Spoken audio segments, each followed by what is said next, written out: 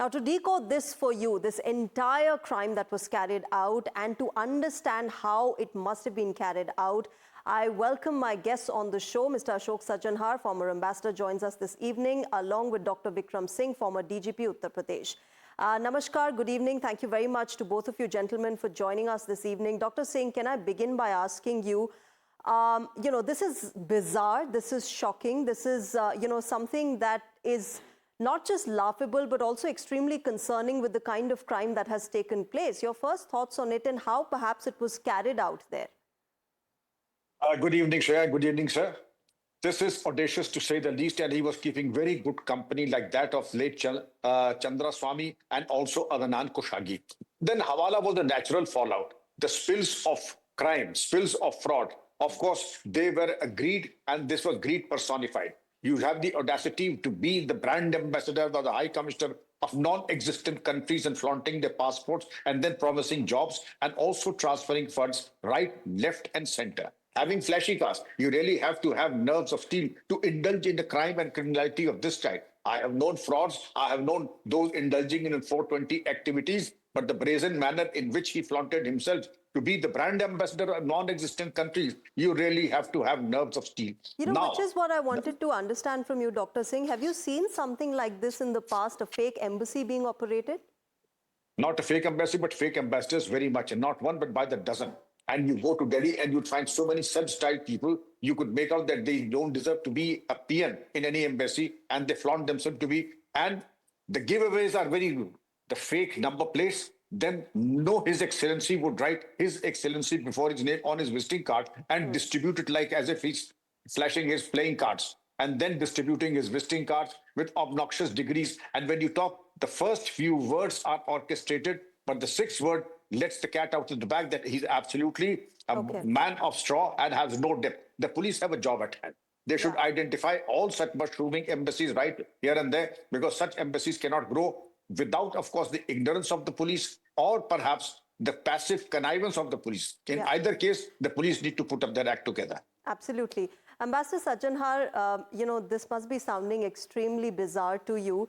The fact that here's a guy who's posing himself to be a fake ambassador of a country that is not recognized, of several countries, in fact, namely West Arctica, Ladonia, Povolia, all of these countries that are micronations. They are self-proclaimed countries, never been recognized in the world.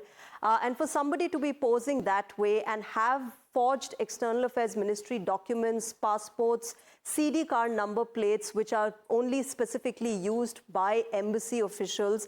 All of these, might sound extremely bizarre, but they're also extremely concerning. The fact that he was able to do this, he was able to forge all these documents.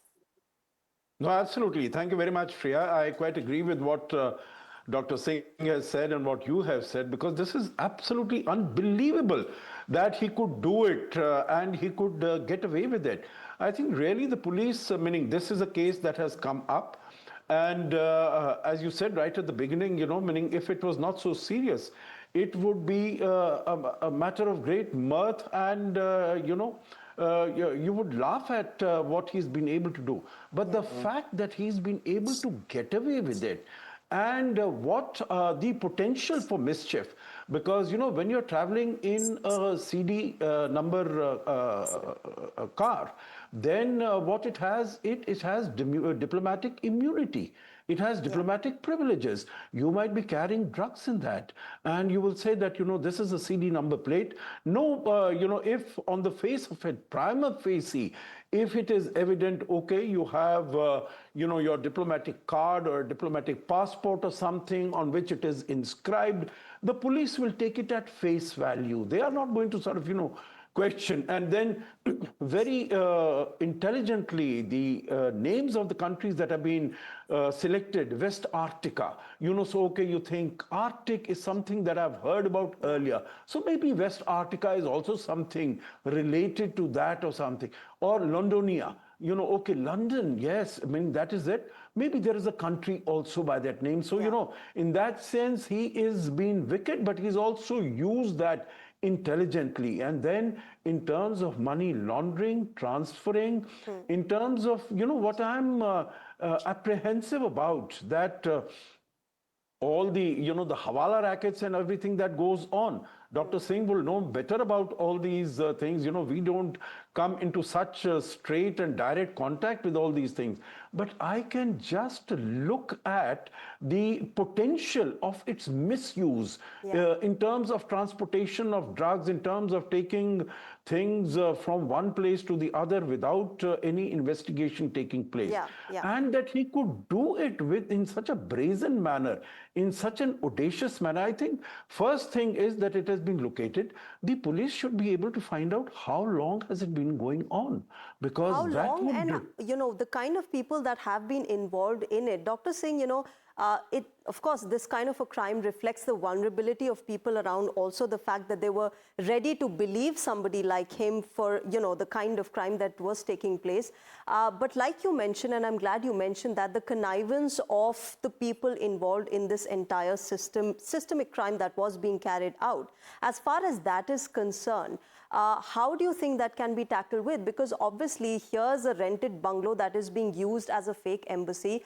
Obviously there are, police personnel who must be aware. It cannot operate without the understanding and awareness of the security personnel around, isn't it? It's very true, Shreya. It is just not possible for an embassy like this, a fake embassy at that, to just surface or drop down from the heavens. And the police today is very sharp, articulate, cyber friendly. And I, for one, would refuse to believe that they were not aware of the devious activities and the criminal activities of this man. And to say that perhaps it's a good thing that the UP STF has now taken up the investigation at the highest level, because I, for one, would have my reservations had this been investigated by the local police station.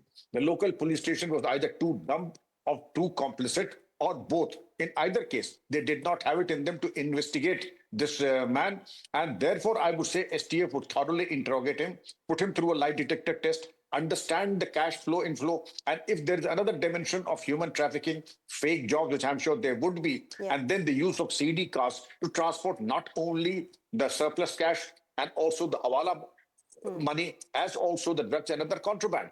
You may never know, but there's also talk of arms and ammunition also being transported, because these are very safe passage cars which have CD. No police officer would dare check them, and they would give a salute to this fake diplomat and then give him the go-by.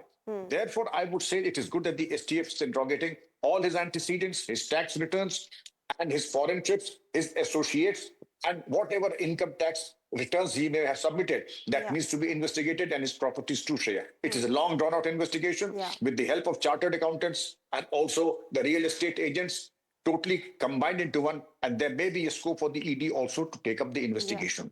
As they say, trace the money, and you'll get to the source of this entire crime, and that's perhaps one of the foremost things that the STF will be doing now. Ambassador Sajjanhar, people like me and others would not know the nitty-gritties of what goes around in embassies and what goes around in probably the documentation that takes place. For a layman to understand that this is fake and this is a genuine operational office of a certain country, what would be the first few things that we should be looking at just to know that, okay, this is something genuine and this is fake?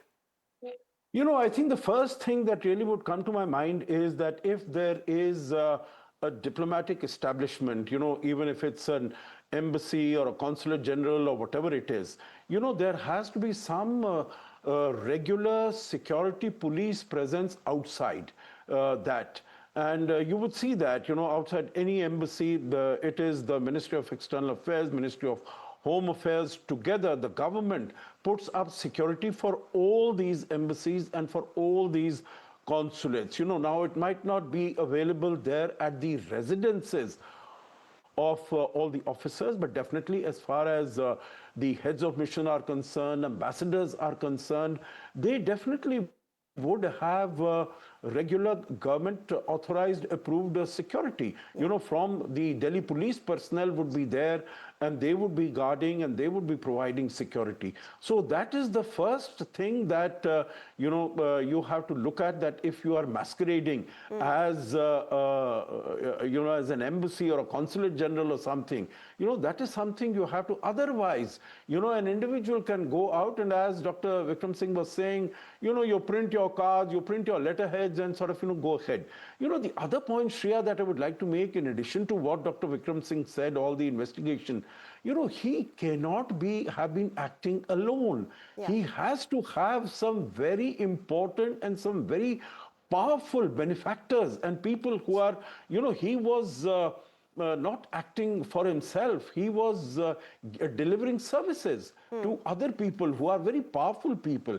So I think whoever is investigating, they need to go to the bottom of this, not only as far as this individual is concerned, but all the connections and all the contacts that he had. Yeah. Because, how was the Hawala money coming? Where was it coming from? Who were the beneficiaries? Yeah. I think all that web has to be gone into and has to be cleared out. Yeah. One last question, Dr. Singh, to you before I wrap up. In this kind of a digital era that we are living in, it obviously becomes more difficult for us to actually differentiate between what is genuine and what is fake. In case of documents, even more so, because they can be forged. Editing, Photoshop, AI, everything contributes to carrying out such crimes. At this point, then, how should we be careful in terms of, not falling prey to such crimes? Because this is just one crime that has come to the fore. There must be several being carried out as we speak right now. You're so right, Shreya, and I'm happy that you raised this point. Apart from the photoshopping, apart from the photocopying, there is the era of 3D printing, which will look the counterfeit even better than the original itself. It can be doctored to your requirement and customized also.